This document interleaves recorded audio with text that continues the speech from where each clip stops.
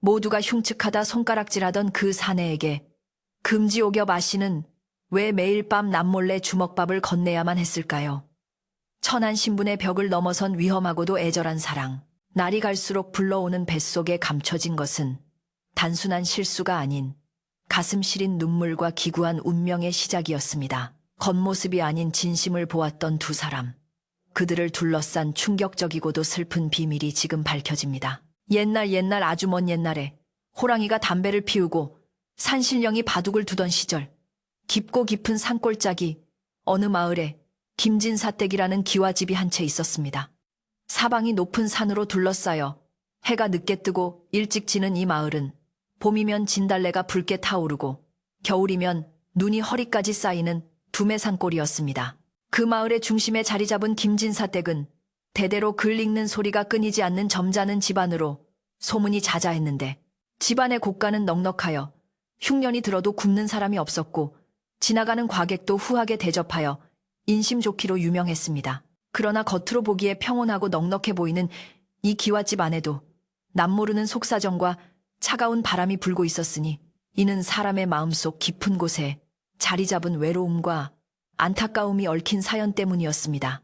이 댁에는 시집 온 지 얼마 되지 않은 며느리 연화아 씨가 살고 있었는데 그녀는 마치 진흙 속에서 피어난 연꽃처럼 맑고 고운 자태를 지닌 여인이었습니다.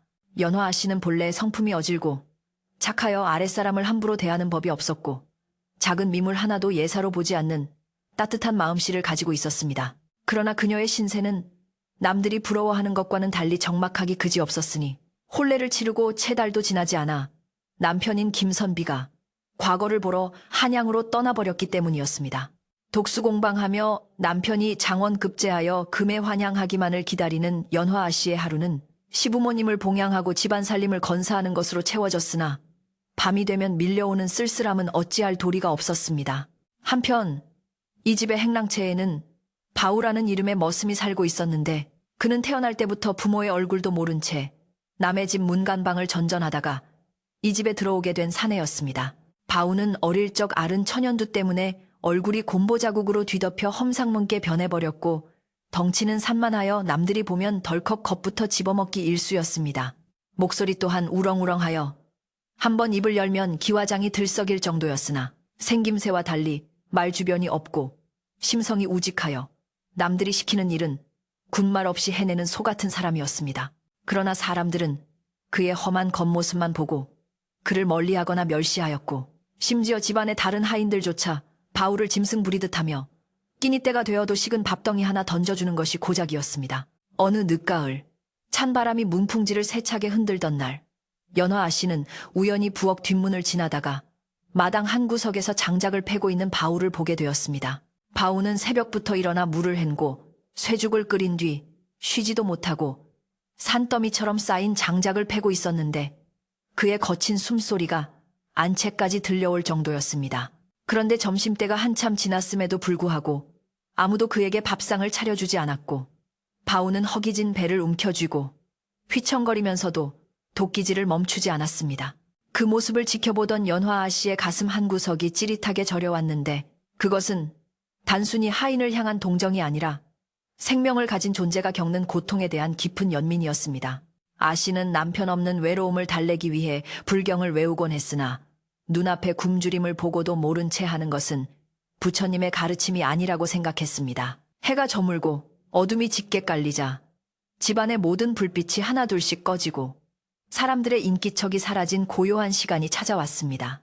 연화아 씨는 안방에서 바느질하던 손을 멈추고 가만히 귀를 기울였는데 밖에서는 윙윙거리는 바람소리와 함께 행랑채 쪽에서 들려오는 바우의 앓는 소리가 희미하게 섞여 들려왔습니다. 낮에 보았던 바우의 도한 눈동자가 자꾸만 눈앞에 어른거려 도저히 잠을 이룰 수 없었던 아 씨는 조용히 자리에서 일어나 부엌으로 향했습니다. 시어머니나 다른 하인들이 알면 양반집 며느리 채통이 말이 아니라며 호통을 칠 것이 뻔했기에 아 씨의 발걸음은 도둑고양이처럼 조심스럽고 은밀했습니다. 부엌에 들어선 아 씨는 행여 그릇 부딪히는 소리가 날까봐 숨소리조차 죽이며 솥뚜껑을 조심스레 열었습니다. 가마솥 바닥에는 저녁에 하인들이 먹고 남은 식은 밥과 누룽지가 조금 남아 있었는데 아 씨는 그것을 박박 긁어 모아 큰 대접에 담았습니다. 차갑게 식어버린 보리밥 덩어리였지만 하루 종일 굶주린 사람에게는 이보다 더 귀한 진수성찬이 없을 것이라 생각하며 아 씨는 정성스럽게 밥을 뭉치기 시작했습니다. 소금을 조금 뿌려 간을 하고 참기름 한 방울을 떨어뜨려 고소한 냄새를 더하니 제법 먹음직스러운 주먹밥이 만들어졌습니다. 아 씨는 자신의 하얀 손이 밥풀로 범벅이 되는 것도 아랑곳하지 않고 오로지 배고픈 이를 먹이겠다는 일념으로 주먹밥을 2개, 3개 큼지막하게 빚어냈습니다. 부엌의 차가운 냉기 속에서도 아 씨의 이마에는 송골송골 땀방울이 맺혔는데 그것은 노동의 고단함 때문이 아니라 혹여나 들킬까 하는 두려움과 긴장감 때문이었습니다. 주먹밥을 깨끗한 배보자기에 싼 연화 씨는 부엌 문을 살며시 열고 밖으로 나갔는데 달빛조차 구름에 가려 칠흑같이 어두운 밤이었습니다. 차가운 밤 공기가 옷깃을 파고들었지만 품 안에 아는 주먹밥의 온기가 가슴을 따뜻하게 데워주어 추위를 잊을 수 있었습니다. 아 씨는 안채와 행랑채 사이에 있는 중문을 지나며 혹시나 대문간을 지키는 문지기가 깨어 있을까봐 가슴을 졸였으나 다행히 들리는 것은 문지기의 코니는 소리뿐이었습니다. 행랑채 구석진 방, 거정문이 덜렁거리는 그곳이 바로 바우가 머무는 곳이었는데 가까이 다가가자 냉골 바닥에서 웅크리고 자는 바우의 거친 숨소리가 더욱 선명하게 들려왔습니다. 아 씨는 차마 방 안으로 들어가지 못하고 문 앞에 주먹밥이 든 보따리를 조용히 내려놓은 뒤 문틀을 작게 두어 번 두드려 인기척을 알리고는 황급히 몸을 돌려 어둠 속으로 사라졌습니다. 바우는 꿈결에 누군가 문을 두드리는 소리를 듣고 번쩍 눈을 떴는데 사방은 캄캄하고 바람 소리만 요란하여 자신이 헛것을 들었나 싶었습니다. 그러나 문 밖에서 풍겨오는 고소한 참기름 냄새가 코끝을 자극하자 그는 홀린 듯이 일어나 문을 열어보았습니다. 어둠 속에 놓인 하얀 보따리를 발견한 바우는 떨리는 손으로 그것을 풀어보았고 그 안에는 아직 온기가 남아있는 주먹밥 3덩이가 놓여 있었습니다. 바우는 이것이 꿈인지 생시인지 분간할 수 없었으나 뱃속에서 요동치는 허기를 참지 못하고 주먹밥 하나를 집어 입안 가득 넣었습니다. 짭짤하고 고소한 밥알이 목구멍을 넘어가는 순간 바우의 눈에서는 굵은 눈물방울이 뚝뚝 떨어져 내렸습니다. 평생을 천대받으며 짐승처럼 살아온 그에게 누군가 따뜻한 밥을 챙겨주었다는 사실이 믿기지 않았기 때문입니다. 그날 이후로 연화 씨의 비밀스러운 외출은 밤마다 계속되었는데 어떤 날은 남은 나무를 섞어 주먹밥을 만들기도 하고 어떤 날은 아껴두었던 곶감을 몰래 챙겨다 주기도 했습니다. 처음에는 두려움과 망설임으로 시작된 일이었지만 날이 갈수록 아 씨의 마음속에는 바우에 대한 연민이 깊은 보람으로 바뀌어가고 있었습니다. 빈 그릇이 놓여있던 자리를 볼 때마다 그리고 다음 날 아침이면 마당이 티끌 하나 없이 깨끗하게 쓸려 있고 장작이 산더미처럼 쌓여 있는 것을 볼 때마다 아 씨는 말없는 바우의 감사 인사를 느낄 수 있었습니다. 비록 말 한마디 나누지 않았고 얼굴 한번 제대로 마주치지 않았지만 두 사람 사이에는 보이지 않는 끈끈한 정이 싹트기 시작했습니다. 그것은 남녀 간의 정이라기보다는 고단한 삶을 살아가는 인간끼리의 따뜻한 위로와 같은 것이었습니다. 세월은 흘러 어느덧 산천이 하얗게 변하는 겨울이 찾아왔고 김진사 댁의 기와 지붕 위에도 소복이 눈이 내려앉았습니다. 겨울이 깊어갈수록 밤은 길어졌고 연화 아씨가 주먹밥을 나르는 횟수도 잦아졌는데 이상하게도 아씨의 몸에 변화가 찾아오기 시작했습니다. 처음에는 그저 속이 좀 더 부룩하고 입맛이 없나 싶었지만 시간이 지날수록 아랫배가 조금씩 불러오고 허리선이 굵어지는 것이 느껴졌습니다. 아씨는 곰곰이 날짜를 꼽아보았는데 남편이 떠나기 전 깊은 정을 나누었던 그 밤이 떠올랐고 비로소 자신의 몸에 새 생명이 잉태되었음을 깨닫게 되었습니다. 남편이 곁에 없는 상황에서 아이를 가졌다는 사실이 기쁘기도 하면서 한편으로는 두렵기도 했으나 아씨는 뱃속의 아이가 남편이 남기고 간 소중한 선물이라 생각하며 홀로 기쁨을 삼켰습니다. 하지만 문제는 아씨의 배가 불러오는 시기와 바우에게 주먹밥을 나르던 시기가 묘하게 겹친다는 점이었습니다. 남편이 떠난 지 이미 반년이 훌쩍 넘은 시점이었기에 남들이 보기에 아씨의 배가 불러오는 것은 시기적으로 의심을 살 만한 여지가 충분했습니다. 물론 아씨는 떳떳했지만 사람의 입이라는 것이 본래 없는 말도 지어내는 법이라 조심하고 또 조심해야 했습니다. 게다가 입덧이 시작되어 밥냄새만 맡아도 구역질이 올라오는 통에 아씨는 자신의 밥상을 물리는 일이 잦아졌습니다. 시어머니는 며느리가 어디 아픈가 하여 걱정했지만 집안의 살림을 도맡아 하던 시누이는 며느리가 밥을 남기는 것을 보고 혀를 차며 못마땅해 했습니다. 아씨는 남긴 밥을 버리기 아까워 밤이면 그것을 모아 주먹밥을 만들어 바우에게 가져다 주었는데 이것이 훗날 어떤 파장을 불러올지는 꿈에도 생각하지 못했습니다. 바우는 겨울이 되어 날씨가 추워지자 아씨가 밤길을 오가는 것이 걱정되어 자신이 할 수 있는 한 최선을 다해 아씨를 돕고자 했습니다. 그는 아씨가 거처하는 안채 아궁이에 불을 지필 때면 가장 잘 마른 장작을 골라 불을 넣어 방바닥이 절절 끓도록 만들었습니다. 또한 눈이 내리는 날이면 아씨가 미끄러지지 않도록 안채에서 부엌으로 가는 길목의 눈을 제일 먼저 그리고 가장 깨끗하게 쓸어 놓았습니다. 바우의 이런 행동은 오로지 자신에게 밥을 주는 은인에 대한 순수한 충성심에서 나온 것이었으나 남들의 눈에는 그것이 과도한 친절로 비치기 시작했습니다. 특히 마당을 쓰는 바우의 시선이 가끔 안채 쪽을 향해 멍하니 머물러 있을 때면 지나가던 하인들은 저 곰보 녀석이 감히 어디를 쳐다보는 거야? 하며 수군거리곤 했습니다. 그러던 어느 날 밤 유난히 달이 밝아 마당이 대낮처럼 환한 날이었습니다. 연화 아씨는 여느 때처럼 주먹밥을 싸들고 조심스레 부엌을 나섰는데 마루 밑 그림자 속에 누군가 숨을 죽이고 서 있는 듯한 느낌을 받았습니다. 깜짝 놀란 아씨는 걸음을 멈추고 주위를 살폈으나 보이는 것은 바람에 흔들리는 대나무 그림자뿐이었습니다. 안도하며 다시 발걸음을 옮기려는 찰나 어디선가 바스락하는 소리가 들려왔고 아씨는 황급히 장독대 뒤로 몸을 숨겼습니다. 가슴이 콩닥거려 터질 것만 같았고 손에 든 주먹밥 보따리가 천근만근 무겁게 느껴졌습니다. 잠시 후 안채 쪽에서 누군가 헛기침을 하며 걸어 나오는 소리가 들렸는데 그 목소리는 다름 아닌 시누이의 것이었습니다. 시누이는 본래 성격이 깐깐하고 의심이 많아 집안의 숟가락 개수까지 꿰고 있어야 직성이 풀리는 사람이었습니다.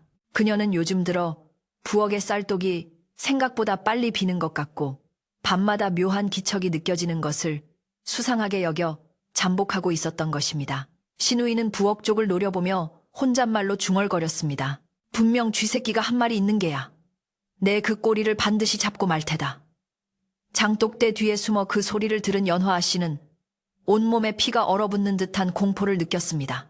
만약 지금 들킨다면 양반집 며느리가 한밤중에 머슴의 방으로 밥을 나른다는 사실만으로도 칠거지약에 해당하는 큰 죄가 될 것이 뻔했기 때문입니다. 아 씨는 시누이가 방으로 들어갈 때까지 숨조차 제대로 쉬지 못하고 웅크리고 있어야 했습니다. 그날 밤 아 씨는 결국 바우에게 주먹밥을 전하지 못하고 방으로 돌아와야 했습니다. 빈손으로 돌아온 방안은 유난히 차갑게 느껴졌고 뱃속에 아이가 발길질을 하는 듯 톡톡 건드리는 느낌에 아 씨는 하염없이 배를 쓰다듬었습니다. 아가야, 미안하다. 네. 아비가 돌아올 때까지 우리는 쥐 죽은 듯 살아야 한단다. 아 씨는 눈물을 삼키며 다짐했지만 밖에서는 바우가 밤새 문을 열었다 닫았다 하며 누군가를 기다리는 소리가 바람결에 실려왔습니다. 바우는 밥이 고픈 것이 아니라 자신을 사람 대접해주는 그 따뜻한 마음이 그리워 잠을 이루지 못하고 있었던 것입니다. 그는 문 밖을 서성이며 혹시나 아씨가 무슨 변고라도 당한 것은 아닌지 걱정하며 하늘을 올려다 보았습니다. 다음 날 아침 마을에는 밤새 내린 눈으로 온 세상이 은백색으로 변해 있었습니다.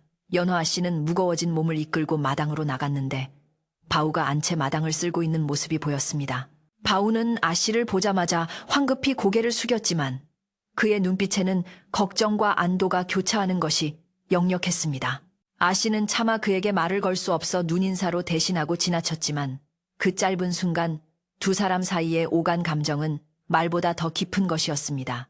그러나 이 장면을 멀리서 지켜보고 있는 눈이 있었으니 바로 시누이였습니다. 시누이는 아씨의 불러온 배와 바우의 쩔쩔매는 태도를 번갈아 보며 입가에 야릇한 비웃음을 흘렸습니다. 배가 꽤 많이 불렀군. 서방님 떠나신 지가 언젠데. 그리고 저 천한 놈과는 또 무슨 눈짓을 주고받는 게야? 시누이의 의심은 꼬리에 꼬리를 물고 이어져 급기야는 터무니없는 상상으로 발전하기 시작했습니다. 그녀는 마을의 입 가벼운 안악들을 불러 모아 은근슬쩍 말을 흘리기 시작했습니다. 요즘 우리 올케 배가 남산만해졌는데 글쎄 밤마다 잠도 안 자고 부엌을 들락거린다지 뭐유. 행랑채 쪽에 무슨 꿀단지라도 묻어놨는지 원. 마을 안악들은 그 말을 듣고 눈을 동그랗게 뜨며 호기심을 보였고 그들의 입을 통해 소문은 눈덩이처럼 불어나기 시작했습니다. 설마니 양반집 마님이 종놈이랑 그렇고 그런 사이란 말이야? 아니 땐 굴뚝에 연기 나겠어? 그러고 보니 그 집 머슴 바우가 요즘 얼굴이 훤해졌다더만. 근거 없는 소문은 진실보다 빠르게 마을 곳곳으로 퍼져나갔습니다. 연화 아씨는 자신의 몸이 무거워지는 것만큼이나 집안의 공기가 무거워지고 있음을 직감했습니다. 시어머니의 눈빛에도 의구심이 서리기 시작했고 하인들도 아씨의 뒤에서 수군거리는 일이 많아졌습니다. 아씨는 억울하고 답답했지만 지금 당장 나서서 변명해 보았자 오히려 의심만 키울 뿐이라 생각하여 입을 굳게 다물었습니다. 그녀가 믿는 것은 오직 하늘과 곧 태어날 아이, 그리고 언젠가 돌아올 남편뿐이었습니다. 그러나 남편의 소식은 감감무소식이었고 한양 가는 길은 멀고도 험하여 언제 돌아올지 기약조차 할 수 없었습니다.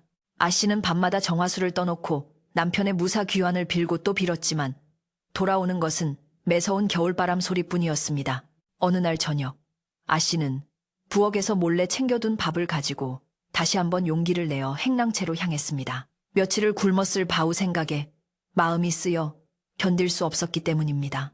이번에는 더욱 조심하여 발소리를 죽이고 담장을 따라 이동했습니다. 다행히 아무에게도 들키지 않고 바우의 방문 앞에 도착하여 밥을 놓아두고 돌아서려는 순간 갑자기 뒤에서 횃불이 환하게 밝혀지며 날카로운 고함 소리가 들려왔습니다. 거기 누구냐?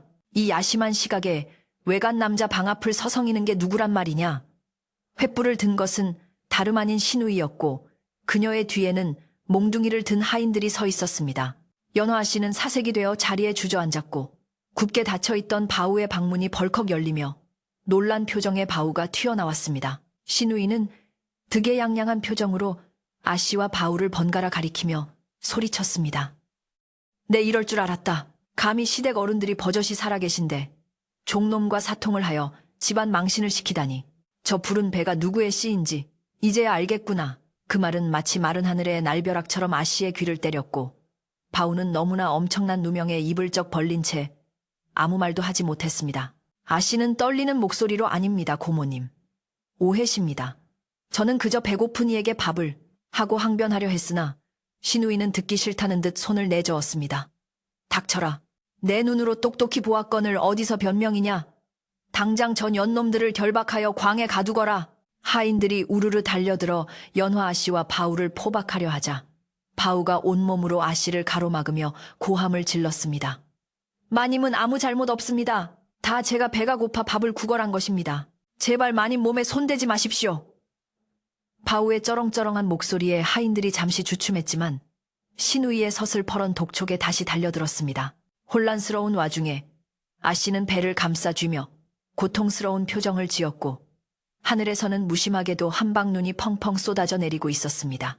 이 소라는 곧 온 마을 사람들을 깨우게 될 것이고 김진사 댁의 명예는 땅에 떨어질 위기에 처했습니다. 과연 연화 아씨와 바우는 이 억울한 누명을 벗고 진실을 밝힐 수 있을까요? 밤은 깊어만 가고 눈보라는 더욱 거세게 몰아치고 있었습니다.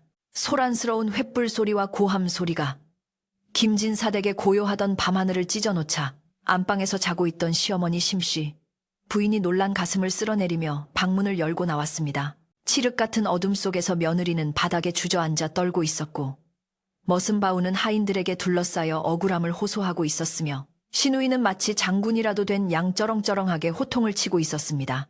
심씨 부인은 평소 얌전하던 며느리가 이런 사단에 휘말렸다는 사실에 눈앞이 캄캄해져 이게 도대체 무슨 해괴망측한 일이냐며 비틀거렸습니다. 신우이는 기다렸다는 듯이 어머니에게 달려가 어머니, 제가 말씀드리지 않았습니까?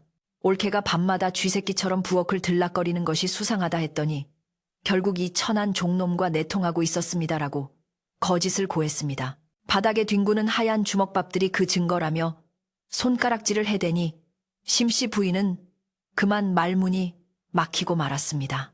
연화 아씨는 억울함에 가슴이 터질 것만 같아 눈물을 흘리며 시어머니의 바짓가랑이를 잡고 애원했습니다. 어머님, 천부당만부당한 말씀입니다.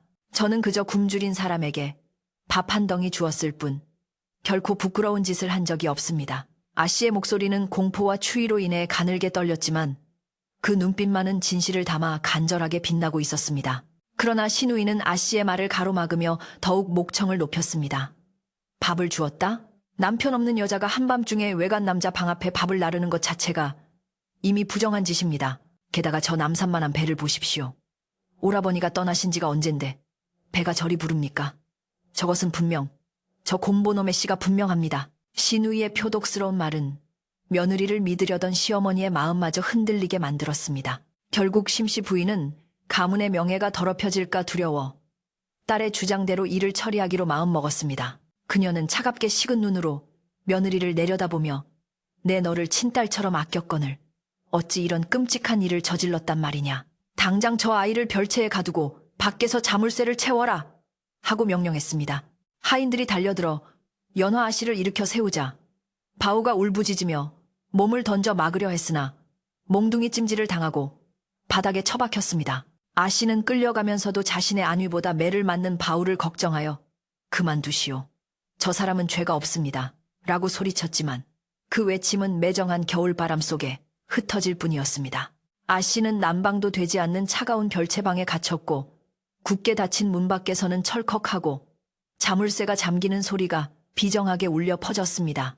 바우 또한 밧줄에 꽁꽁 묶인 채 집안 구석에 있는 낡은 광으로 끌려가 던져졌습니다.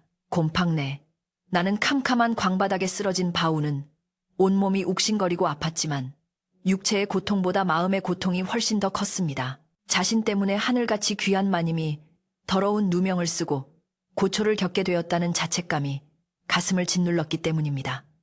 그는 어둠 속에서 주먹으로 땅을 치며 흐느꼈습니다. 내가 배고픔을 참았더라면, 아니 마님께서 주시는 밥을 거절했더라면 이런 일은 없었을 텐데. 바우의 투박한 손등 위로 뜨거운 눈물이 하염없이 흘러내렸습니다. 그는 찢어진 입술을 깨물며 맹세했습니다. 내 목숨이 끊어지는 한이 있어도 마님의 결백만은 반드시 밝혀내고야 말겠노라고. 광의 작은 틈새로 들어오는 찬바람이 그의 상처를 핥히고 지나갔지만 바우의 눈은 어둠 속에서도 형형하게 빛나고 있었습니다. 다음 날 아침, 김진사 댁의 굴뚝에서는 연기가 피어오르지 않았고 집안은 초상집처럼 무거운 침묵에 잠겨 있었습니다. 그러나 이 침묵을 깨고 가장 먼저 대문 밖을 나선 사람은 다름 아닌 신우이였습니다. 그녀는 머리에 쓴 장옷을 깊이 눌러쓰고 마을 우물가로 향했는데 그곳은 아침마다 마을 아낙네들이 모여 빨래를 하고 물을 맺는 소문의 진원지였습니다. 신우이는 일부러 수심이 가득한 얼굴을 하고 한숨을 푹푹 쉬며 물동이를 내려놓았습니다. 마을 아낙들이 무슨 일이냐고 묻자 그녀는 기다렸다는 듯이 눈물을 글썽이며 입을 열었습니다. 내 입으로 이런 말을 어찌하겠소만 우리 집안에 망조가 들었소. 옳게가 글쎄.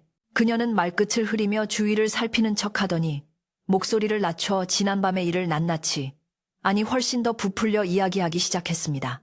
세상에, 그 얌전한 새색시가 곰보 머슴이랑 눈이 맞았다고? 안악들은 빨래 방망이질을 멈추고 입을 다물지 못했습니다. 신우이는 더욱 신이 나서 말을 이어갔습니다. 내가 밤마다 이상해서 지켜봤더니 둘이서 주먹밥을 나눠 먹으며 희희낙낙하더이다. 그 뱃속의 애도 누구 씨인지 알게 뭐람. 우리 불쌍한 오라버니만 생과부 만들게 생겼지.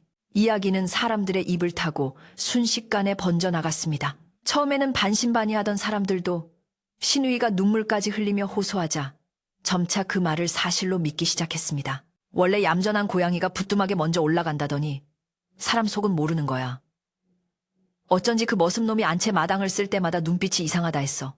마을 사람들의 호기심과 비난은 눈덩이처럼 불어나 김진사 댁 담장을 넘어 안방까지 들려올 기세였습니다. 소문은 남자들이 모이는 사랑방까지 퍼져나갔고 마을의 점자는 노인들조차 혀를 차며 김진사 댁의 처신을 비판했습니다. 대대로 뼈대 있는 집안에서 어찌 그런 폐륜이 일어날 수 있단 말인가. 이는 조상을 욕보이는 일이여 마을 전체의 수치로다. 사람들은 김진사 댁 앞을 지나갈 때마다 침을 뱉거나 손가락질을 해댔고 아이들조차 곰보, 신랑, 예쁜 각시하며 놀림노래를 만들어 부르고 다녔습니다. 굳게 닫힌 대문 안에서 이 모든 소리를 들어야 하는 심씨 부인은 부끄러움에 몸져 눕고 말았습니다. 그녀는 며느리에 대한 배신감과 가문의 몰락에 대한 공포로 식음을 전폐했고 집안의 실권은 자연스럽게 도끼 어린 신우이의 손아귀로 넘어갔습니다. 신우이는 이제 거칠 것이 없다는 듯 하인들을 쥐잡듯 잡으며 집안을 자신의 뜻대로 휘두르기 시작했습니다. 한편 차가운 별채에 갇힌 연화 씨는 지옥 같은 시간을 보내고 있었습니다. 신우이는 하루에 딱 한 번 죽 한 그릇과 물 한 사발만을 넣어주며 죄인은 굶어 죽어도 싸다라고 비아냥거렸습니다. 방 안에는 불기운이라곤 전혀 없어 입김이 하얗게 서렸고 아씨는 갱겹의 옷으로 부른 배를 감싸 안으며 추위와 싸워야 했습니다. 몸이 얼어붙을수록 뱃속의 아이는 더욱 맹렬하게 발길질을 해댔는데 그것은 마치 엄마, 살려주세요. 저 여기 있어요 라고 외치는 것만 같았습니다. 아씨는 아이의 태동을 느낄 때마다 정신을 잃지 않으려 안간힘을 썼습니다. 아가야, 조금만 참거라. 내 아버지가 오실 때까지만 버티자. 하늘이 우리를 보고 계시니 반드시 진실은 밝혀질 것이다. 아씨는 벽에 기대어 앉아 남편이 떠날 때 쥐어주었던 옷가락질을 만지작거리며 눈물로 밤을 지새웠습니다. 광에 갇힌 바우의 처지도 말이 아니었습니다. 신우이의 사주를 받은 하인들이 수시로 들어와 바른 대로 말해라. 네가 마님을 겁탈했다고 자백하면 살려주겠다며 회유와 협박을 일삼았습니다. 하지만 바우는 피투성이가 된 얼굴을 들고 단호하게 고개를 저었습니다. 내 목에 칼이 들어와도 아닌 것은 아닌 것이다. 마님은 하늘같이 맑은 분이시다. 내 더러운 입으로 마님의 명예를 더럽힐 수 없다. 바우의 우직한 충심에 몽둥이질을 하던 하인들도 기가 질려 슬그머니 물러나곤 했습니다. 바우는 캄캄한 어둠 속에서 오직 하나, 연화 아씨가 무사하기만을 빌었습니다. 자신이 겪는 고통은 아무것도 아니었으나 혹여나 자신의 존재가 아씨에게 더 큰 짐이 될까봐 그것이 뼈저리게 아팠습니다. 그러던 어느 날 집안의 깨진 일을 도맡아 하던 늙은 행랑어 멈이 몰래 별채 뒷문으로 다가왔습니다. 그녀는 평소 연화 씨의 고운 성품을 알고 있었기에 지금의 상황이 너무나 안타까웠던 것입니다. 그녀는 문틈으로 따뜻한 숭늉 한 그릇을 밀어넣으며 속삭였습니다. 아씨, 이거라도 드셔요. 세상이 다 아씨를 욕해도 저는 압니다. 아씨는 그럴 뿐이 아니에요. 그 따뜻한 말 한마디에 연화 아씨는 참았던 울음을 터뜨리고 말았습니다. 고맙네. 정말 고마워. 자네 복 받을 거야. 아씨는 떨리는 손으로 숭늉을 받아 마시며 목말랐던 목을 축이고 얼어붙었던 마음을 녹였습니다. 행랑어멈은 서방님이 곧 오시겠지요. 그때까지만 꾹 참으세요라고 위로하며 누군가 올까봐 황급히 자리를 떴습니다. 겨울바람이 더욱 매서워지던 날 마을을 지나던 한 노스님이 김진사댁 대문 앞에 멈춰 섰습니다. 스님은 집안에서 흘러나오는 검은 기운을 감지하고 혀를 찼습니다. 귀한 집에 애군이 끼었구나. 생사람을 잡으려 하니 원혼이 서려 있어. 스님은 목탁을 두드리며 연부를 외기 시작했는데 그 소리를 듣고 신우이가 뛰쳐나왔습니다. 재수없게 아침부터 왼중이 와서 시끄럽게 구는 게야. 당장 꺼지지 못해? 신우이는 소금을 한 줌 쥐어 스님에게 뿌렸습니다. 스님은 화를 내지 않고 그저 신우이를 빤히 쳐다보며 낮지만 엄숙한 목소리로 말했습니다. 뱃속에 든 생명은 하늘이 내린 것이다. 그 생명을 헤아려 들면 그 화가 고스란히 너에게 돌아갈 것이니 명심하라. 스님의 서늘한 경고에 신우이는 잠시 움찔했으나 곧 미친 중이 헛소리를 한다며 대문을 쾅 닫아버렸습니다. 그러나 스님의 말은 신우이의 가슴 한구석에 불안의 씨앗을 심어 놓았습니다. 신우이는 사실 며느리의 부정이 진실인지 아닌지보다는 오빠가 돌아오기 전에 며느리를 내쫓고 집안의 재산을 자신이 차지하려는 욕심이 더 컸습니다. 만약 며느리가 아들을 낳으면 그 아이가 대를 잇게 될 것이고 자신은 출가외인이라 아무것도 얻지 못할 것이 뻔했기 때문입니다. 그래서 그녀는 더욱 악랄하게 굴며 며느리의 죄를 기정사실로 만들려 했던 것입니다. 신우이는 불안함을 떨치기 위해 마을 유지들을 집으로 불러들여 며느리의 처분을 논의하는 자리를 마련하기로 했습니다. 가문의 수치를 씻기 위해 멍석말이라도 해서 쫓아내야 합니다. 라고 주장하여 마을 사람들의 동조를 얻어낼 셈이었습니다. 별채에 갇힌 연화 아씨는 점점 기력이 쇠해져만 갔습니다. 몸은 불덩이처럼 뜨거웠다가 얼음장처럼 차가워지기를 반복했고 헛것이 보이기 시작했습니다. 몽롱한 의식 속에서 남편 김선비가 환하게 웃으며 다가와 부인, 내가 왔소 하고 손을 내미는 꿈을 꾸다가 깨어나면 보이는 것은 칠흑 같은 어둠과 차가운 벽뿐이었습니다. 아씨는 자신의 배를 쓰다듬으며 중얼거렸습니다. 여보, 어서 오세요. 제발 늦지 않게 오세요. 우리 아이가, 당신의 아이가 추위에 떨고 있어요. 그녀의 간절한 기도는 바람을 타고 먼 산을 넘어 한양으로 남편이 있는 곳으로 향하는 듯 했습니다. 하지만 현실은 냉혹하여 별채 지붕 위에 쌓인 눈의 무게가 석가래를 짓누르는 소리만이 뚝뚝 들려올 뿐이었습니다. 광 속의 바우는 쥐들이 돌아다니는 소리를 들으며 생각에 잠겼습니다. 그는 자신이 힘으로만 해결하려 해서는 안 된다는 것을 깨달았습니다. 문을 부수고 나간들, 마님을 업고 도망친들, 세상 어디에도 숨을 곳은 없으며 오히려 죄를 인정하고 도주하는 꼴이 될 것이기 때문입니다. 그는 바닥에 떨어진 지푸라기를 꼬며 마음을 다잡았습니다. 내가 죽어서라도 마님의 결백을 증명할 방법이 없을까? 바우는 자신의 목숨을 바쳐서라도 아씨와 뱃속의 아기씨를 지킬 방법을 궁리했습니다.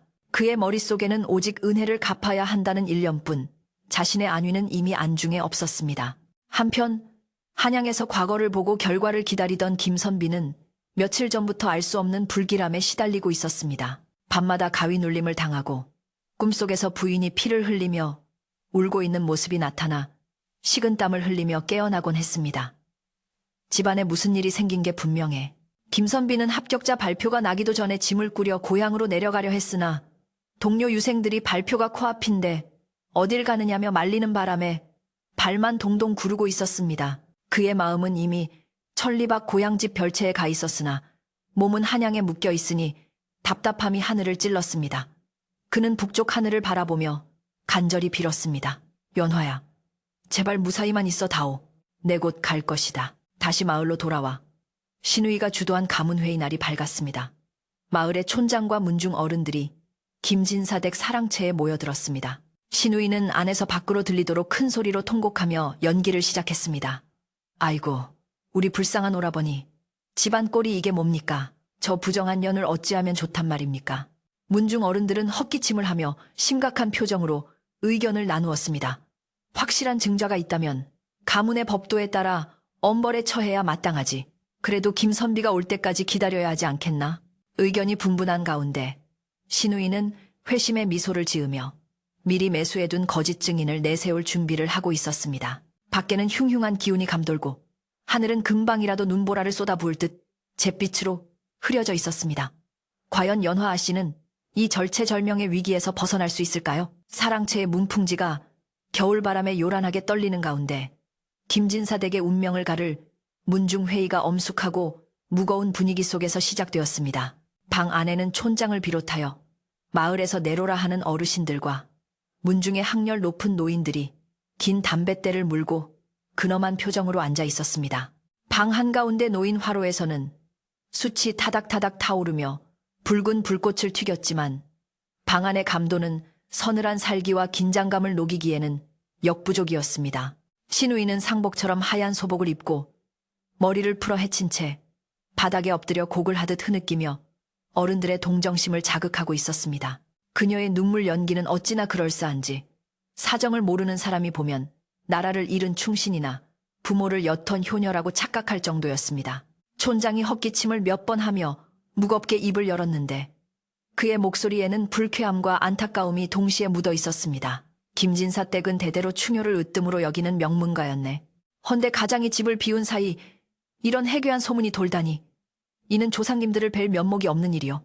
좌중의 노인들은 일제히 혀를 차며 고개를 끄덕였고 그 소리는 마치 마른 낙엽이 바스라지는 소리처럼 쓸쓸하고 비정하게 들렸습니다. 신우이는 이때다 싶어 고개를 처박으며 더욱 큰 소리로 울부짖었습니다. 어르신들, 제가 부덕하여 집안 단속을 못한 탓입니다. 하오나 저 더러운 죄인들을 그대로 두었다가는 가문의 명예가 땅에 떨어질 것이니 부디 엄한 벌로 다스려 주시옵소서. 신우이는 자신의 주장을 뒷받침하기 위해 미리 매수해둔 거짓 증인을 방 안으로 불러들였습니다. 그는 마을 어귀에서 노름판을 기웃거리며 푼돈이나 뜯어내던 왈패 칠성이었는데 신우이가 쥐어준 엽전 꾸러미에 눈이 멀어 거짓 증언을 하기로 약조한 상태였습니다. 칠성이는 쭈뼛거리며 방으로 들어와 어른들 눈치를 살피더니 신우이가 눈짓을 하자 준비한 거짓말을 술술 늘어놓기 시작했습니다. 제가 보았습니다요. 지난달 그뒷밤에 산에서 내려오다가 담장 너머를 봤는데 그 곰보 머슴놈이랑 안방마님이 뒤뜰에서 서로 부둥켜 안고 있는 것을 제 두 눈으로 똑똑히 보았습니다요. 그의 말은 터무니없는 거짓이었으나 구체적인 날짜와 장소까지 들먹이자 노인들의 표정은 일그러지기 시작했습니다. 노인들 중 가장 성격이 꼿꼿하기로 소문난 최참판이 담뱃대를 재떨이에 탁 털며 호통을 쳤습니다. 네 이놈, 양반집 규수를 모함하는 것이라면 내 목숨이 10개라도 모자랄 것이다. 정말로 내 눈으로 보았느냐? 칠성이는 잠시 움찔했으나 이미 엎질러진 물이라 생각하고 바닥에 머리를 돋으며 맹세했습니다. 하늘의 맹세코 사실입니다요. 제가 거짓을 고하면 벼락을 맞아 죽어도 좋습니다. 비천한 자의 목숨 건 맹세에 좌중의 의심은 점차 확신으로 바뀌어갔고 방 안의 공기는 죄인들을 단죄해야 한다는 쪽으로 급격히 기울기 시작했습니다. 신우이는 속으로 쾌재를 부르며 회심의 미소를 지었으나 겉으로는 여전히 비통한 표정을 유지하며 옷소매로 눈물을 훔치는 척했습니다. 분위기가 무르익자 신우이는 품속에서 또 다른 결정적인 증거물을 꺼내놓았습니다. 그것은 다름 아닌 연화 씨가 시집올 때 해왔던 붉은색 비단 댕기와 수놓은 손수건이었습니다. 신우이는 떨리는 손으로 물건들을 내밀며 말했습니다. 이것을 보십시오. 이것들이 어디서 나왔는지 아십니까? 바로 저 흉측한 머슴 바우의 베개 밑에서 발견되었습니다.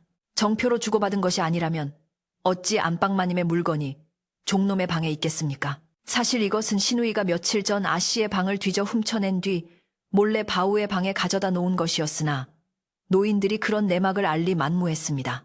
붉은 댕기가 증거로 제시되자 방 안은 찬물을 끼얹은 듯 정적이 감돌았습니다. 더 이상 무슨 증거가 필요하겠느냐는 듯 촌장은 엄숙하게 판결을 내릴 준비를 했습니다. 물증이 이토록 명백하고 증인까지 있으니 더 볼 것도 없네. 이는 강상의 윤리를 저버린 폐륜이니 가문의 법도에 따라 멍석말이하여 마을 밖으로 내쫓는 것이 마땅하네. 멍석말이란 죄인을 멍석에 말아 몽둥이로 때리는 형벌로 자칫하면 목숨을 잃을 수도 있는 가혹한 처벌이었습니다. 게다가 만삭의 임산부에게 그런 형벌을 가한다는 것은 곧 죽으라는 말과 다름없었습니다. 그러나 가문의 명예를 목숨보다 소중히 여기는 노인들에게 연화 씨의 목숨이나 뱃속의 아이는 이미 부정한 씨앗으로 낙인 찍혀 보호받을 가치가 없는 존재였습니다. 명령이 떨어지자 건장한 하인들이 우르르 별채로 몰려가 굳게 잠긴 문을 부수듯 열어젖혔습니다. 차가운 냉기 속에 웅크리고 있던 연화 아씨는 갑작스러운 빛과 소음에 눈을 찌푸리며 몸을 일으켰습니다. 며칠간 제대로 먹지도 못하고 추위에 떨었던 탓에 아씨의 얼굴은 백지장처럼 하얗게 질려 있었고 입술은 파랗게 트여 있었습니다. 그러나 그녀의 눈빛만은 꺼지지 않는 불꽃처럼 강렬하게 살아 있었는데 그것은 뱃속의 아이를 지키려는 어미의 본능에서 나온 힘이었습니다. 하인들이 거칠게 팔을 잡아 끌자 아씨는 내 발로 가겠다. 손대지 마라 하고 서리발처럼 차갑게 일갈했습니다. 평소에 유순하던 모습과는 전혀 다른 기세에 하인들은 주춤하며 길을 터주었습니다. 아씨가 비틀거리며 마당으로 나오자 반대편 광에서도 밧줄에 묶인 바우가 끌려 나왔습니다. 바우의 몰골은 차마 눈뜨고 볼 수 없을 정도로 처참했습니다. 며칠간의 고문과 구타로 온몸이 피멍투성이었고 옷은 찢겨 나갔으며 얼굴은 퉁퉁 부어오른 상태였습니다. 그러나 바우는 아씨를 보자마자 자신의 고통은 잊은 듯 아씨의 안위를 살피며 눈물 섞인 눈빛을 보냈습니다. 아씨 또한 바우의 처참한 모습을 보고 가슴이 미어지는 듯한 고통을 느꼈습니다. 자신 때문에 아무 죄 없는 사람이 저토록 고초를 겪는다는 사실이 견딜 수 없이 괴로웠습니다. 두 사람은 말 한마디 나누지 못했지만 서로를 바라보는 눈빛만으로도 깊은 슬픔과 미안함을 주고받았습니다. 마당에는 멍석과 몽둥이가 준비되어 있었고 마을 사람들은 담장 너머로 고개를 내밀고 숨죽여 이 광경을 지켜보고 있었습니다. 신우이는 마루 위에서 내려다보며 의기양양하게 소리쳤습니다. 내 죄를 네가 알렸다. 증거가 차고 넘치는데 아직도 발뺌할 셈이냐. 연화 아씨는 헝클어진 머리카락 사이로 신우이를 노려보며 또렷한 목소리로 대답했습니다. 하늘이 알고 땅이 아는 일입니다. 저는 결코 부끄러운 짓을 하지 않았습니다. 저 손수건은 며칠 전 제 방에서 없어진 물건입니다. 고모님께서 훔쳐가신 것이 아닙니까? 아씨의 당당한 반격에 신우이는 잠시 당황하여 얼굴이 붉어졌지만 곧 더욱 악에 받쳐 소리를 질렀습니다. 저 요물 같은 것이 끝까지 거짓말을 하는구나. 여봐라, 뭣들 하느냐. 당장 저 입을 치지 않고. 그때 묶여있던 바우가 무릎을 꿇은 채 앞으로 기어나와 머리를 땅에 탔으며 절규했습니다. 어르신들, 제발 굽어 살펴주십시오. 저는 천한 놈이라 죽어도 여한이 없으나 마님은 정말 억울하십니다. 제가 배고파 죽어가던 날 마님께서 적선해 주신 주먹밥 몇 덩이 얻어먹은 죄밖에 없습니다. 어찌 자비로운 마음이 죄가 된단 말입니까? 바우의 목소리는 피를 토하듯 절절하여 듣는 이들의 가슴을 울렸습니다. 담장 너머에서 구경하던 마을 사람들 사이에서도 그래, 바우가 곰보긴 해도 거짓말할 위인은 아니지. 원래 착한 놈인데 하는 동정론이 일기 시작했습니다. 그러나 신우이는 하인에게 눈짓하여 바우의 등짝을 몽둥이로 내리치게 했습니다. 억! 하는 비명과 함께 바우가 바닥에 쓰러졌습니다. 연화 아씨는 쓰러진 바우를 보며 비명을 질렀고 시어머니 심씨 부인은 방문을 조금 열고 이 광경을 지켜보다가 그만 까무러치고 말았습니다. 심씨 부인은 며느리를 믿고 싶었으나 딸의 기세에 눌려 아무 말도 못하고 있었는데 눈앞에서 벌어지는 참극을 견딜 수 없었던 것입니다. 집안은 아수라장이 되었고 신우이는 어머니가 쓰러진 틈을 타 더욱 제 세상을 만난 듯 날뛰었습니다. 어머니까지 쓰러지게 만들다니 내 죄가 하늘을 찌르는구나. 더 지체할 것 없다.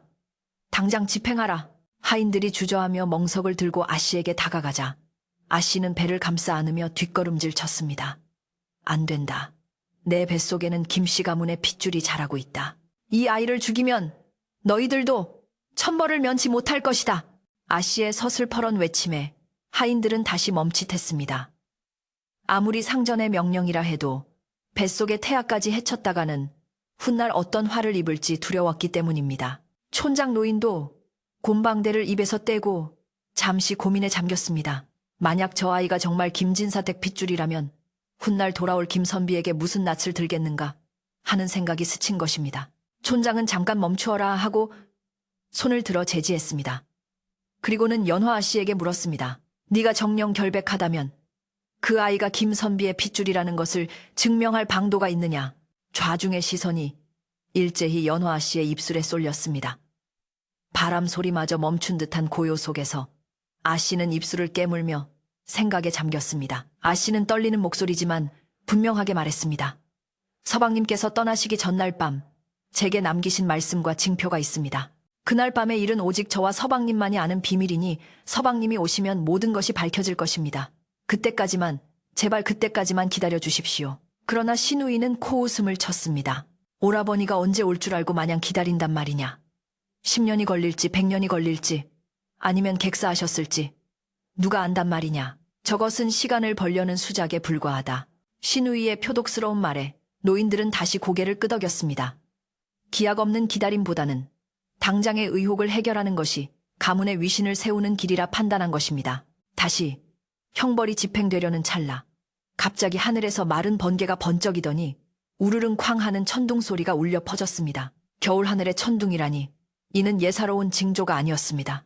마을 사람들은 하늘이 노했다며 웅성거렸고 멍석을 들고 있던 하인들은 겁에 질려 뒷걸음질 쳤습니다. 신우이조차 깜짝 놀라 하늘을 올려다보았지만 곧 이 요망한 년이 요술까지 부리는구나 하며 억지를 부렸습니다. 그녀는 공포심을 감추기 위해 더욱 악랄하게 소리쳤습니다. 무엇들 하느냐? 하늘이 노한 것은 저 부정한 년놈들 때문이다. 어서 죄를 씻어내야 하늘도 잠잠해질 것이다. 광기 어린 신우이의 재촉의 상황은 걷잡을 수 없는 파국으로 치닫고 있었습니다. 연화 씨는 이제 모든 희망이 사라졌음을 느꼈습니다. 그녀는 하늘을 원망하며 눈을 감았습니다. 서방님, 어찌하여 저를 지켜주지 않으십니까? 정녕, 이것이 끝이란 말입니까? 아씨의 눈에서 뜨거운 눈물이 흘러내려 볼을 타고 턱 끝에 맺혔습니다. 그때 묶여있던 바우가 마지막 힘을 짜내어 벌떡 일어났습니다. 밧줄이 살을 파고들어 피가 배어나왔지만 그는 짐승처럼 포효하며 하인들에게 달려들었습니다. 마님 몸에 손끝 하나라도 대면 내가 다 물어뜯어 죽일 것이다. 바우의 기세가 어찌나 흉흉하고 맹렬한지 건장한 장정 서너 명이 달라붙어도 그를 제압하기 힘들 정도였습니다. 그것은 한 여인을 지키기 위한, 그리고 진실을 지키기 위한 처절한 몸부림이었습니다. 마당은 순식간에 난장판이 되었습니다. 바우가 날뛰는 통에 멍석은 찢어지고 몽둥이가 나뒹굴었습니다.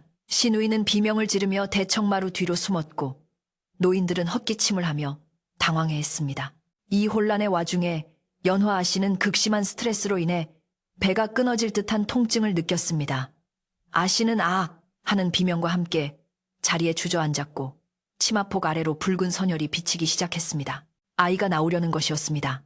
아기가 나옵니다. 행랑어멈이 달려와 소리치자 싸우던 하인들도 얼어붙은 듯 멈춰 섰습니다. 사람의 목숨이 오가는, 그것도 새 생명이 태어나려는 순간 앞에서는 아무리 모진 사람도 잠시 멈칫할 수밖에 없었던 것입니다. 행랑어멈은 시누이의 눈치를 보지 않고 아씨를 부축했습니다. 이 엄동설안에 밖에서 애를 낳게 할 수는 없습니다. 어서 방으로 모셔야 합니다. 그러나 시누이는 독사 같은 눈을 뜨고 소리쳤습니다. 안 된다. 부정한 자식은 내 집 방구석에 들일 수 없다. 낳으려거든 돼지우리나 헛간에 가서 낳으라고 해라. 인면수심의 그 말에 마을 사람들조차 너무하다며 수군거렸지만 집안의 실권을 쥔 시누이의 명령을 거역할 자는 아무도 없었습니다. 결국 연화 아씨는 행랑어멈과 몇몇 안악들의 부축을 받아 바우가 갇혀있던 냄새나고 차가운 광으로 옮겨졌습니다.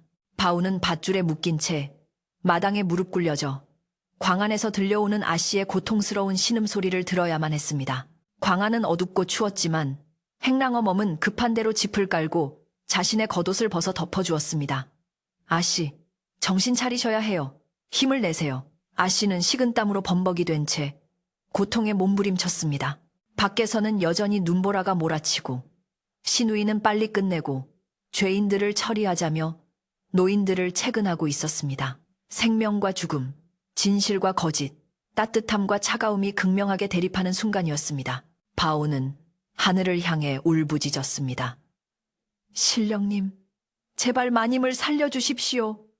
제 목숨을 가져가시고 마님과 아기 씨를 살려주십시오. 그의 기도가 눈보라를 뚫고 하늘에 닿기를 바라는 듯 바우의 눈에서는 피눈물이 흘러내렸습니다. 그때였습니다. 마을 입구 쪽에서 희미하지만 분명한 말발굽 소리가 들려오기 시작했습니다. 두두두두. 처음에는 바람소리에 묻혀 잘 들리지 않았으나 소리는 점점 가까워지고 땅을 울리며 다가왔습니다. 한 필이 아니었습니다. 여러 필의 말이 질주하는 소리, 그리고 암행어사 출두야 하는 외침이 들려오는 듯한 착각이 들 정도로 긴박한 소리였습니다. 마당에 있던 사람들은 모두 동작을 멈추고 귀를 기울였습니다. 시누이의 얼굴에 불안한 그림자가 스쳐 지나갔습니다. 설마 하는 생각이 그녀의 머릿속을 맴돌았습니다. 광 안에서는 아기의 우렁찬 울음소리가 응애 하고 터져나왔고 동시에 대문 밖에서는 누군가 이리 오너라 하고 천지를 뒤흔들 듯한 고함을 질렀습니다. 이 목소리는 너무나 익숙하고도 그리운 목소리, 바로 김선비의 목소리였습니다. 그러나 목소리만 들릴 뿐 대문은 굳게 닫혀 있었고 집안의 하인들은 겁에 질려 아무도 문을 열러 나가지 못했습니다.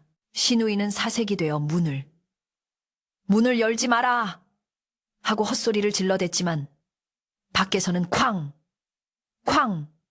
하며 대문을 부술듯이 두드리는 소리가 이어졌습니다. 바우는 그 목소리를 듣고 미친 듯이 웃기 시작했습니다. 서방님이 오셨다. 마침내 오셨다. 그의 웃음소리는 광기라기보다는 안도와 환희에 찬 절규였습니다. 마침내 굳게 닫혔던 대문의 빗장이 부서져라 튕겨나가고 활짝 열린 문틈으로 눈부신 햇살과 함께 말을 탄 위풍당당한 사내가 들어서려 하고 있었습니다. 과연 김선비는 아내와 아이, 그리고 충직한 하인을 구해낼 수 있을까요?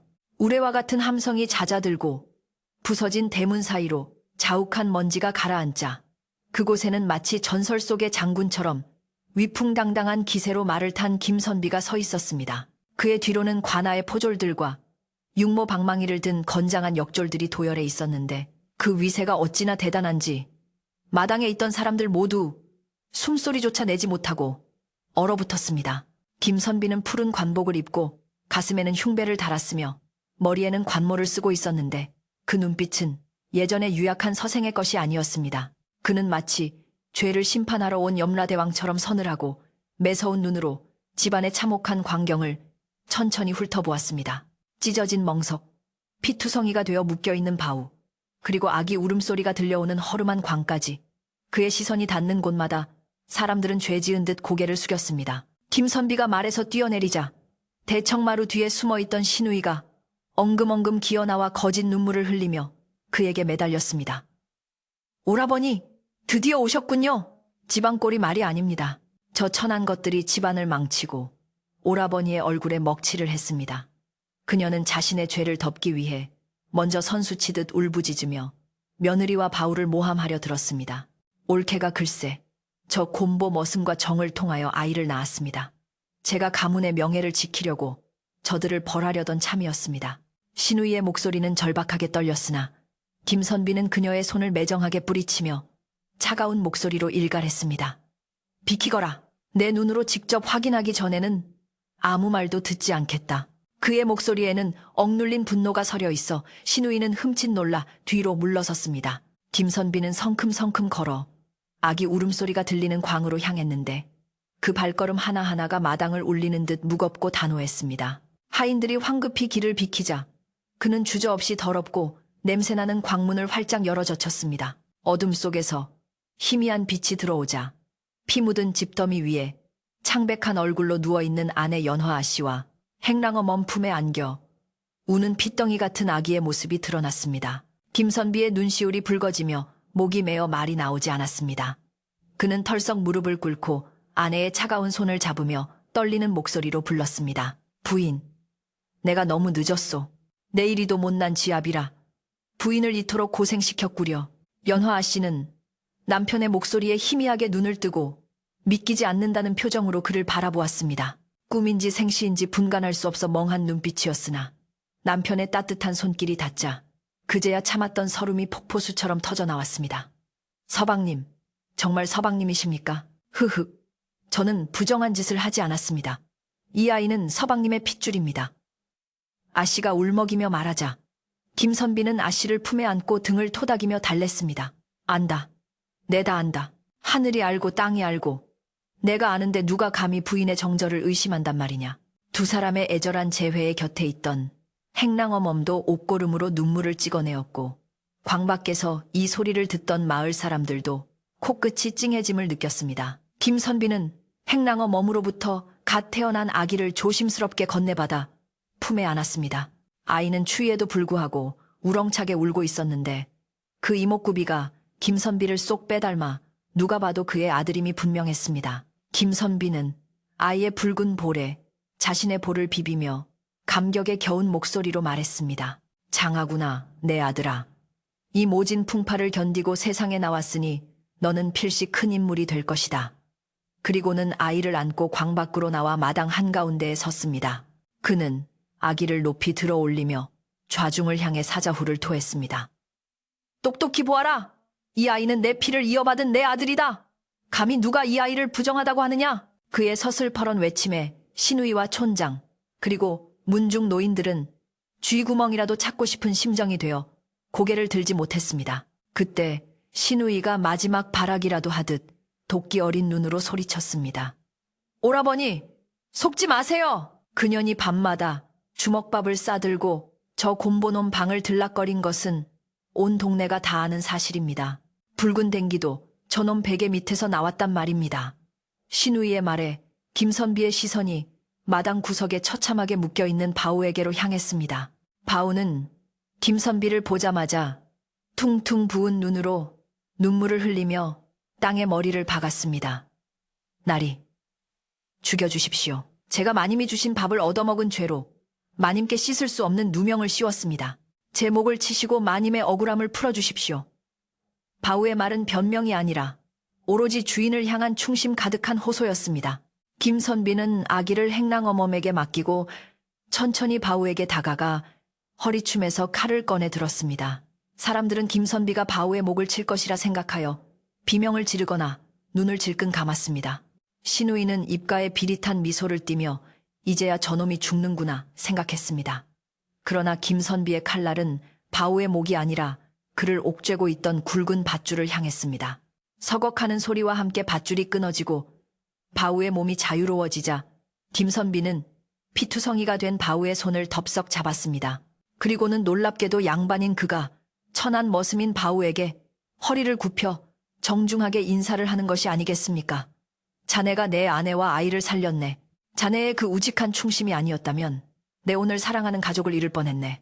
정말 고맙네. 이 은혜는 평생 잊지 않겠네. 마당에 있던 모든 사람들이 이 믿기 힘든 광경에 입을 다물지 못했습니다. 상전이 머슴에게, 그것도 곰보라고 천대받던 이에게 고개를 숙이다니 있을 수 없는 일이었습니다. 바우는 너무나 황송하고 놀라 아이고 날이 당치 않습니다 하며 어쩔 줄 몰라 엉엉 울기만 했습니다. 김선비는 바우를 일으켜 세우며 신우이를 향해 돌아섰습니다. 이제 그의 눈빛은 아까와는 비교도 안 될 만큼 차갑고 매서웠습니다. 누님, 들으셨습니까? 밤마다 아내가 행랑채로 간 것은 굶주린 이에게 밥을 나누어 주기 위함이었습니다. 우리 집안의 곳간이 차고 넘치는데 어찌하여 집안의 일꾼이 굶어 죽을 지경이 되도록 방치하셨습니까? 그것이 양반가에서 할 짓입니까? 김선비는 품속에서 서찰 한 통을 꺼내 보였습니다. 이것은 내가 떠나기 전 아내에게 쓴 편지입니다. 내가 아내에게 이르기를 곳간을 열어 어려운 이웃과 하인들을 보살피라고 당부했소. 아내는 내 뜻을 받들어 배고픈 바우에게 밥을 주었을 뿐이요. 헌데 누님은 그 갸륵한 마음을 더러운 불륜으로 매도하고 내 자식까지 죽이려 들었소.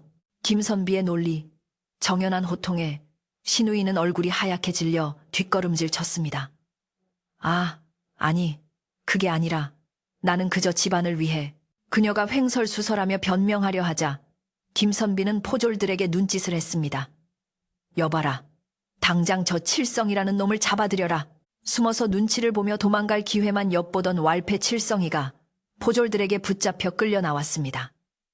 김선비가 내 이놈, 네가 정말로 두 사람이 껴안는 것을 보았느냐? 사실대로 말하지 않으면 내 놈의 혀를 뽑아버리겠다 라고 호통치자 겁에 질린 칠성이는 바닥에 납작 엎드려 실토했습니다. 잘못했습니다요. 저는 아무것도 못 봤습니다. 저 마님이 돈을 주면서 그렇게 말하라고 시켰습니다요. 제발 살려만 주십시오. 거짓 증인의 자백이 터져나오자 마을 노인들과 문중 어른들은 경악을 금치 못하며 웅성거렸습니다. 세상에 어찌 이런 일이. 우리가 감쪽같이 속았구먼. 김선비는 마을 어른들을 향해 정중하지만 뼈 있는 한마디를 던졌습니다. 어르신들, 사리분별을 하셔야 할 분들이 한낱 아녀자의 이간질과 왈패의 거짓말에 놀아나 생사람을 잡으려 하셨습니다. 이것이 과연 어른으로서 할 도리입니까? 촌장과 노인들은 얼굴이 홍당무처럼 붉어져 아무 말도 하지 못하고 헛기침만 해댔습니다. 그들은 자신들의 어리석음이 부끄러워 쥐구멍이라도 찾고 싶은 심정이었습니다.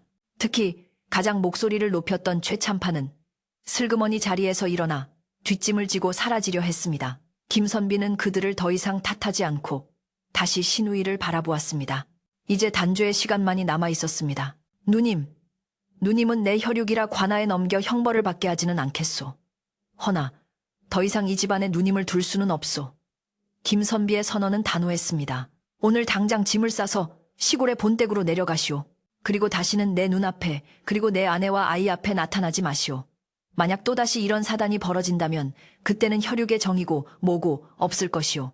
신우이는 털썩 주저앉아 대성통곡을 했습니다. 오라버니, 잘못했다. 한 번만 용서해다오. 하며 발목을 잡고 늘어졌으나 김선비는 냉정하게 돌아섰습니다. 하인들은 서둘러 신우이의 짐을 챙겨 밖으로 내다 놓았고 그녀는 마을 사람들의 따가운 눈총과 비웃음을 받으며 초라하게 쫓겨나는 신세가 되었습니다. 집안의 암적인 존재가 사라지자 김선비는 집안 하인들을 불러 모아 엄하게 명령했습니다. 지금 당장 안채의 아궁이에 불을 지펴 방을 따뜻하게 데워라. 그리고 제일 좋은 쌀로 밥을 짓고 미역국을 끓여라. 또한 의원을 불러 바우의 상처를 치료하게 하고 그에게 새 옷과 따뜻한 방을 내어주어라. 주인 잃은 듯 우왕좌왕하던 하인들은 진짜 주인이 돌아와 명확한 지시를 내리자 일사불란하게 움직이기 시작했습니다. 마당에 핏자국이 씻겨나가고 부서진 문짝이 고쳐지며 차갑게 식었던 집안에 다시 활기가 돌기 시작했습니다. 굴뚝에서는 모처럼 하얀 연기가 피어올랐는데 그것은 마치 집안의 애군이 사라지고 평화가 찾아왔음을 알리는 신호탄과도 같았습니다. 김선비는 직접 연화 아씨를 안아들고 안채의 따뜻한 방으로 옮겼습니다. 아랫목은 이미 절절 끓고 있었고 깨끗한 이불이 깔려 있었습니다. 아씨를 눕히고 이불을 덮어주자 아씨는 비로소 긴장이 풀린 듯 깊은 안도의 한숨을 내쉬었습니다. 서방님, 꿈만 같습니다. 정말 서방님이 제 곁에 계신 거지요. 김선비는 아내의 손을 꼭 잡고 눈을 맞추며 대답했습니다. 그렇소. 이제 다시는 당신을 혼자 두지 않겠소. 그리고 우리 아가도. 옆에 누운 아기는 배가 부른지 새근싸근 잠이 들어 있었고 그 평온한 얼굴을 바라보는 두 사람의 입가에는 옅은 미소가 번졌습니다. 밖에서 몰아치던 눈보라도 거짓말처럼 잦아들고 구름 사이로 햇살이 비치기 시작했습니다. 한편 사랑채에서는 촌장과 마을 사람들이 김선비에게 사죄의 뜻을 전하기 위해 기다리고 있었습니다. 김선비는 그들을 물리치지 않고 술상을 차려 대접했습니다. 지난 일은 덮어두겠습니다. 다만 앞으로는 우리 집안 사람들을, 특히 바울을 함부로 대하지 말아주십시오. 그는 내 생명의 은인과 다름없는 사람입니다. 김선비의 넓은 아량에 마을 사람들은 감복하였고 바우에 대한 인식도 완전히 바뀌게 되었습니다. 이제 바우는 더 이상 흉측한 곰보 머슴이 아니라 주인을 위해 목숨을 건 의로운 사내로 칭송받게 된 것입니다. 바우는 의원의 치료를 받고 깨끗한 옷으로 갈아입은 뒤 따뜻한 아랫목에 누워 뜨거운 눈물을 흘렸습니다. 그것은 아픔의 눈물이 아니라 생전 처음 느껴보는 사람다운 대접에 대한 감격의 눈물이었습니다. 저녁이 되자 김진사 댁에서는 아기 탄생을 축하하고 애군을 씻어내는 잔치가 벌어졌습니다. 급하게 준비한 것이라 사내 진미는 없었으나 갓 지은 하얀 쌀밥과 뜨끈한 국, 그리고 떡과 전이 푸짐하게 차려졌습니다. 마을 사람들은 언제 그랬냐는 듯 모여들어 축하하네, 아기씨가 장군감이네 하며 덕담을 건넸습니다. 안방에서는 심씨 부인이 깨어나 손자의 얼굴을 보며 기쁨의 눈물을 흘렸고 며느리의 손을 잡고 내가 못나서 너를 지켜주지 못했다며 사과했습니다. 연화 씨는 시어머니를 위로하며 모든 앙금을 털어냈습니다. 집안 곳곳에 밝혀진 등불은 그 어느 때보다 따뜻하고 환하게 빛나고 있었고 웃음소리가 담장을 넘어 온 마을로 퍼져나갔습니다. 그러나 아직 이야기가 끝난 것은 아니었습니다. 밤이 깊어가고 손님들이 하나둘 돌아간 뒤 김선비와 연화 아씨는 조용히 마주 앉았습니다. 김선비는 아씨에게 그동안 겪었던 마음고생을 위로하며 자신이 한양에서 겪었던 기이한 꿈 이야기를 들려주었습니다. 부인, 실은 내가 과거 시험을 보기 전날 밤 꿈속에 어떤 노인이 나타나 집안에 귀한 보물이 생길 터이니 서둘러 가보라고 하더이다. 그 보물이 바로 우리 아기와 당신의 착한 마음씨였던 모양이요. 아씨는 미소 지으며 대답했습니다. 저도 꿈을 꾸었습니다. 서방님께서 오시는 꿈을요. 두 사람은 서로의 손을 잡고 깊어가는 밤을 함께 했습니다. 이제 남은 것은 이 평온함을 지키고 상처받은 이들의 마음을 완전히 치유하는 일이었습니다. 과연 이 가족과 바우의 앞날에는 어떤 따뜻한 봄날이 기다리고 있을까요? 폭풍우가 몰아치던 밤이 지나고 김진사 댁에도 마침내 평온한 아침이 찾아왔습니다. 지난밤의 그 소란스러웠던 비명과 울음소리는 온데간데 없고 지붕 위에 쌓였던 눈이 따스한 햇살에 녹아 처마 끝으로 뚝뚝 떨어지는 맑은 물방울 소리만이 고요한 아침을 깨우고 있었습니다. 마당에 어지럽게 널려있던 멍석 조각과 핏자국들은 하인들에 의해 말끔히 치워졌고 부서진 대문은 임시로 수리되어 굳게 닫혀 있었으나 그 안의 공기는 예전에 무겁고 차가운 침묵이 아닌 따뜻하고 생기 넘치는 온기로 채워지고 있었습니다. 사랑채에서는 김선비의 낭낭한 글 읽는 소리가 다시 들려오기 시작했고 안채에서는 갓 태어난 아기의 옹알이 소리와 여인들의 웃음소리가 담장을 넘어 마을 어귀까지 퍼져나갔습니다. 바우는 안채와 가장 가까운 따뜻한 행랑방에서 눈을 떴는데 온몸이 소미불에 감싸여 있어 마치 구름 위에 누운 듯한 포근함을 느꼈습니다. 평소 같았으면 새벽닭이 울기 무섭게 일어나 마당을 쓸고 쇠죽을 끓여야 했지만 오늘은 아무도 그를 깨우지 않았고 오히려 문 밖에서 바우야, 일어났느냐 하며 하인들이 조심스럽게 안부를 물어올 뿐이었습니다. 바우가 끙끙 앓는 소리를 내며 몸을 일으키려 하자 방문이 열리고 의원과 함께 탕약을 든 행랑어멈이 들어왔습니다. 의원은 바우의 맥을 짚고 상처를 살피며 천만다행이네. 뼈가 상하지 않았고 기력이 좋으니 며칠 푹 쉬면 거뜬할 걸세 라고 말하며 흐뭇한 미소를 지었습니다. 바우는 자신이 이런 호사를 누려도 되는 것인지 얼떨떨하여 그저 멍하니 천장만 바라볼 뿐이었습니다. 점심때가 되자 김선비가 친히 바우의 방을 찾았는데 이는 양반가에서 전례를 찾아볼 수 없는 파격적인 일이었습니다. 바우는 놀라서 벌떡 일어나 절을 하려 했으나 몸이 말을 듣지 않아 비틀거렸습니다. 김선비는 황급히 바우를 부축하여 자리에 눕히며 그의 투박한 손을 자신의 양손으로 꼭 감싸 쥐었습니다. 자네는 내 생명의 은인일세. 내 아내와 자식을 지켜준 그 은혜를 어찌 말로 다 갚겠는가. 자네가 아니었다면 나는 평생 씻을 수 없는 후회 속에 살았을 것이네.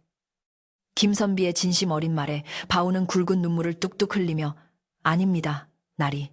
저는 그저 마님께서 주신 밥값을 했을 뿐입니다. 라고 대답했습니다.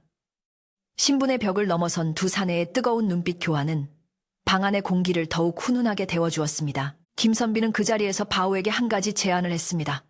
내 자네를 면천면시켜 양인이 되게 하고 넉넉한 전답과 집을 마련해 줄 테니 나가서 편히 살게나. 이제 남의 집 종살이를 하며 고생할 필요 없네. 그것은 바우가 평생 꿈도 꾸지 못했던 엄청난 제안이었습니다. 종의 신분에서 벗어나 내 땅을 갈고 내 집에서 사는 것은 모든 노비들의 소원이기 때문입니다. 그러나 바우는 잠시 생각에 잠기더니 조용히 고개를 저었습니다. 나리, 저는 갈 곳도 없고 아는 것도 없습니다. 그리고 무엇보다 갓 태어난 아기씨가 자라나는 모습을 곁에서 지켜보고 싶습니다. 저를 내치지 않으신다면 죽을 때까지 이 집의 마당을 쓸고 장작을 패며 살게 해주십시오. 그것이 제 소원입니다. 김선비는 바우의 우직한 충심에 다시 한번 감동하여 그의 청을 받아들였습니다. 대신 바우를 더 이상 일반 머슴이 아닌 집안의 대소사를 관리하는 집사로 임명하고 하인들을 통솔하는 권한을 주었습니다. 이제 누구도 바우를 곰보 종놈이라 부르지 못했고 바우 서방 혹은 바우 행수라 부르며 깍듯하게 대우했습니다. 바우가 마당에 나타나면 하인들은 허리를 숙여 인사했고 그가 지시하는 일은 군말 없이 따랐습니다. 바우는 지위가 높아졌음에도 거만해지지 않고 여전히 가장 먼저 일어나 마당을 쓸고 우츠니를 도맡아 하여 아랫사람들의 존경을 한 몸에 받았습니다. 그의 곰보 자국은 더 이상 흉터가 아니라 충심과 의리의 훈장처럼 여겨지게 되었습니다. 한편 마을의 분위기도 완전히 뒤바뀌었습니다. 신우이의 농간에 넘어가 김진사댁을 손가락질하고 욕했던 마을 사람들은 부끄러움에 얼굴을 들고 다니지 못했습니다. 그들은 335 짝을 지어 다기며 달걀, 귀한 약초 등을 들고 김진사댁을 찾아와 사죄의 뜻을 전했습니다. 촌장 영감은 김선비 앞에서 무릎을 꿇고 내 늙어서 노망이 났지. 사람 보는 눈이 어두워 큰 죄를 지었네 하며 눈물을 글썽였습니다. 김선비는 그들을 탓하지 않고 너그럽게 받아주며 가져온 물건들을 다시 돌려보내거나 가난한 이웃들에게 나누어 주도록 했습니다. 비온 뒤에 땅이 굳어진다고 하지 않습니까? 이번 일로 우리 마을의 인심이 더 두터워지길 바랄 뿐입니다. 김선비의 덕망 높은 처신에 마을 사람들은 그를 살아있는 부처라 칭송하게 되었습니다. 연화아 씨는 몸을 추스른 뒤 가장 먼저 한 일이 있었습니다. 바로 정성스럽게 밥을 지어 주먹밥을 만드는 것이었습니다. 예전처럼 남은 식은 밥이나 누룽지가 아니라 갓 도정한 뱁살로 윤기가 자르르 흐르는 밥을 지어 참기름과 깨소금을 듬뿍 넣고 큼지막하게 뭉쳤습니다. 그리고 소고기를 다져 볶아 속을 채우니 그 고소한 냄새가 심리 밖까지 퍼질 듯 했습니다. 아씨는 이 주먹밥을 광주리에 가득 담아 바우에게 보냈습니다. 이번에는 한밤중에 몰래 전하는 것이 아니라 대낮에 안방마님이 하인을 시켜 당당하게 내린 상이었습니다. 바우는 그 주먹밥을 받아들고 껄껄 웃으며 하인들과 나눠 먹었는데 그 맛은 세상 그 어떤 산의 진미와도 바꿀 수 없는 꿀맛이었습니다. 시간은 유수와 같이 흘러 어느덧 차가운 겨울바람이 물러가고 산과 들에 아지랑이가 피어오르는 따뜻한 봄이 찾아왔습니다. 김진사댁 담장 밑에는 노란 개나리가 흐드러지게 피었고 뒤뜰의 매화나무에서도 꽃망울이 터지기 시작했습니다. 그리고 마침내 연화아 씨가 낳은 아들 복동후동이의 100일 잔칫날이 다가왔습니다. 김선비는 아이의 이름을 복을 불러오는 아이라는 뜻으로 복동이라 지었는데 이 아이 덕분에 집안의 화근을 잘라내고 진정한 행복을 찾았다는 의미였습니다. 잔칫날 아침부터 김진사댁 대문은 활짝 열렸고 마을 사람 누구나 와서 먹고 마실 수 있도록 푸짐한 음식이 차려졌습니다. 마당에는 멍석 대신 화문석이 깔렸고 떡과 과일, 고기가 산더미처럼 쌓였습니다. 마을에 광대패가 들어와 풍물을 울리며 흥을 돋우었고 사람들은 덩실덩실 춤을 추며 복동이의 앞날을 축복했습니다. 연화 씨는 고운 비단 저고리를 입고 복동이를 안은 채 대청마루에 앉아 있었는데 그 모습이 마치 선녀가 강림한 듯 눈부시게 아름다웠습니다. 출산과 마음고생으로 야위었던 얼굴에는 다시 복숭아빛 생기가 돌았고 눈가에는 행복한 웃음이 떠나지 않았습니다. 시어머니 심씨 부인도 건강을 되찾아 손자를 얻으며 이 녀석이 커서 장원급제할 상이로다 하고 연신 싱글벙글했습니다. 이날 잔치의 또 다른 주인공은 단연 바우였습니다. 김선비는 하객들 앞에서 바우를 옆자리에 앉히고 술을 권했습니다. 이 술은 내가 자네에게 바치는 감사주, 간자주일세. 자네가 없었다면 오늘의 이 잔치도 없었을 것이네. 양반이 하인에게 술을 따르는 모습에 마을 사람들은 다시 한번 놀랐지만 곧이어 우레와 같은 박수갈채가 쏟아졌습니다. 바우는 얼굴이 붉어져 어쩔 줄 몰라 하면서도 김선비가 따라주는 술을 단숨에 들이켰습니다.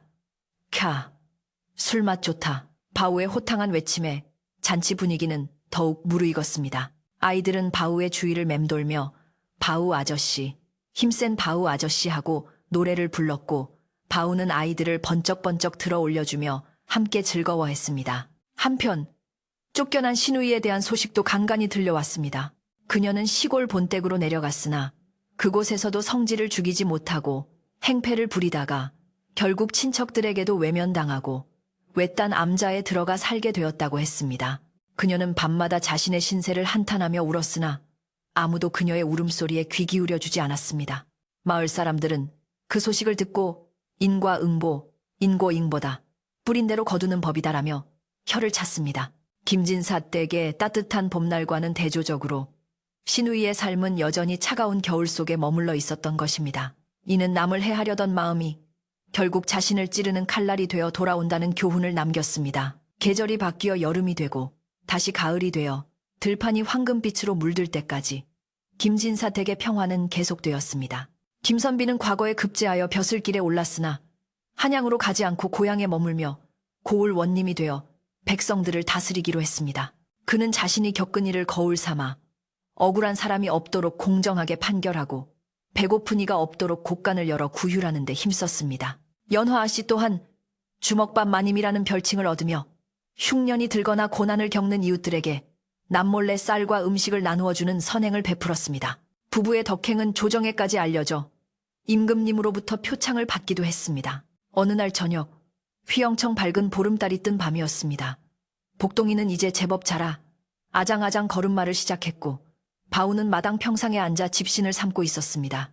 김선비와 연화 아씨는 마루에 앉아 차를 마시며 그 평화로운 풍경을 바라보고 있었습니다. 아씨가 조용히 입을 열었습니다. 서방님, 그때 제가 바우에게 주먹밥을 주지 않았더라면 어찌 되었을까요? 김선비는 아내의 손을 잡으며 미소 지었습니다. 작은 선행 하나가 태산 같은 복이 되어 돌아온 것이지요. 부인의 고운 마음씨가 우리 가족을 살린 것입니다. 그때 바우가 집신을 다 삼았는지 복동이를 향해 도련님, 이리 오십시오. 새 신발 신겨드리겠습니다. 하고 불렀습니다. 복동이는 테르르 웃으며 바우의 품으로 달려가 안겼습니다. 그 모습을 보며 김선비는 생각했습니다. 피를 나눈 형제보다 더 진한 것은 마음을 나눈 의리이며 높은 벼슬보다 더 귀한 것은 사람을 사랑하는 마음이라고. 그는 붓을 들어 종이에 글귀를 하나 남겼습니다. 적선지가 필유여경 직센즈자 비요 유챙. 선을 쌓은 집안에는 반드시 경사스러운 일이 넘쳐난다. 이 글귀는 김진사 댁 대문에 걸려 대대로 가훈으로 전해지게 되었습니다. 밤바람이 시원하게 불어와 댄잎을 흔들고 달빛은 마당 가득 은은하게 비추니 이보다 더 좋을 수는 없는 풍경이었습니다. 세월은 흘러 김선비와 연화아 씨는 백발이 성성한 노인이 되었고 복동이는 훌륭하게 자라 아버지의 뒤를 이어 어진 목민관이 되었습니다. 바우 또한 천수를 누리며 김진사 댁의 큰 어른으로 대접받다가 평안히 눈을 감았습니다. 그가 죽던 날 하늘에서는 맑은 비가 내려 대지를 적셨는데 사람들은 하늘도 의로운 사람의 가는 길을 배웅하는 것이라 말했습니다. 김진사 댁 뒤뜰에는 바우를 기리는 작은 비석이 세워졌고 명절 때마다 후손들은 그 비석 앞에 정성스럽게 빚은 주먹밥을 올리며 그의 충심을 기렸습니다. 이야기는 여기서 끝이 납니다. 귀한 아가씨가 못생긴 종놈에게 건넨 작은 주먹밥 세 덩이가 흉흉한 소문을 넘어 진실을 밝히고 한 집안을 구원한 전설 같은 이야기. 오늘 밤 여러분의 꿈자리에도 따뜻한 주먹밥 같은 포근한 행복이 깃들기를 바랍니다. 달이 기울고 밤이 깊었으니 이제 편안히 눈을 감고 고단한 하루를 내려놓으시지요. 착한 마음은 언젠가 반드시 복이 되어 돌아온다는 옛 어른들의 말씀을 베개 삼아 모두 평안한 밤 보내시길 바랍니다.